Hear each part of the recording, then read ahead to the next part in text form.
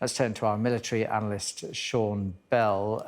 What do we know, Sean, about this latest attack? It's been bombarded all week, hasn't it, at Odesa, but it seems to have intensified. What's going on? Yeah, good afternoon, Nick. It's worth setting context that Ukraine's city of Odesa used to have 1 million+ residents before the war started. And ever since July last year, when this grain deal was in place, largely it's escaped the worst of any attacks. It's been away from the front line, and also for both Russia and Ukraine, it suited it whilst the grain was being exported. But of course, as you say, on Monday, the Russians pulled out of the grain deal, and ever since, they've been pounding away at Odesa. We reported yesterday how they were pounding the grain itself and also the port facilities, and overnight it looks like they've switched to some of the civilian infrastructure as well. The reports are that 1 person killed, over 20 injured, 14 of them hospitalised. There's also reports of 6 apartment buildings completely devastated. Most interesting, though, was that the Odesa Cathedral also got very badly damaged as part of this. Is historically significant architecture within the city of Odesa, and it's devastated that facility. And actually, look at it through a military lens, there's very few of these targets. There are none of the targets, in fact, that you can see have any military significance at all. So why did they attack? Well, one of the explanations is President Putin said he would seek retribution for the Ukrainian attack on the Kerch Road Bridge. If you recall, that's very personal to President Putin. He took that attack personally.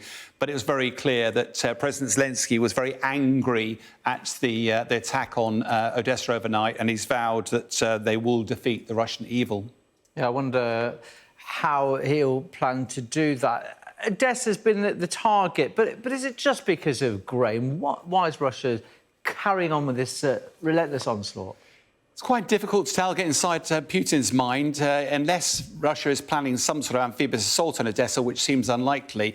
But let's step back a minute. If you look at the initiative at the moment in this war lies with the Ukrainians, their main focus seems to be to try to encircle Bakhmut, the east here, and also try and make a breakthrough to the east of the Zaporizhzhia area there.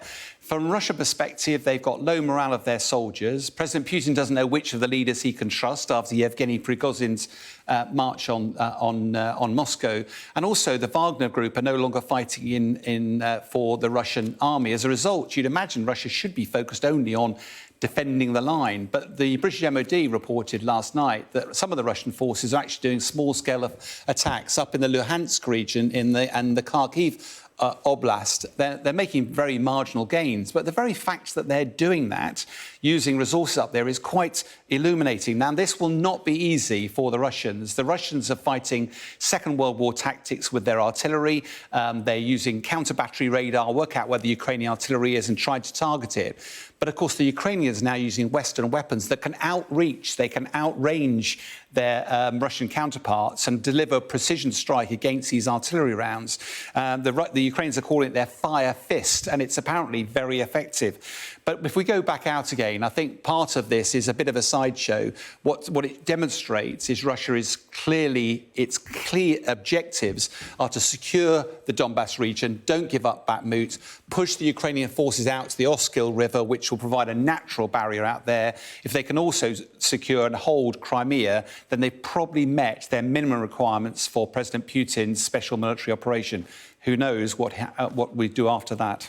Now, Putin has met in the past, hour or so, his supposed great mate, there he is, Alexander Lukashenko, the leader of Belarus. I wonder what they had to discuss. Well, it's worth remembering President Lukashenko is a bit of a puppet regime.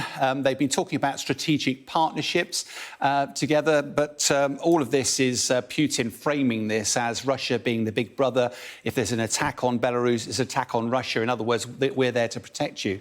But actually, this all seems to be a subtext, getting more and more Russian troops into Belarus itself. Russia's been mounting operations from Belarusian soil. They've been mounting the airfields as well, tactical nuclear weapons. And now they're actually doing, as shown here, they've got the mercenary group, the Wagner Group, actually doing training in there. Putin's made no secret of the fact he wants a buffer zone between East and West. He's tried doing that with Ukraine with force, hasn't worked particularly well. Almost certainly he's putting troops into Belarus to try and take Belarus by stealth. Would the West come to help if they did that? Probably not. Zelensky appealed for help from the West, he got it. Lukashenko will not appeal to the West for help should Russia take Belarus by stealth. So it's a very worrying development for native Belarusians. All right, Sean, lovely to see you again. Thank you for your time for now.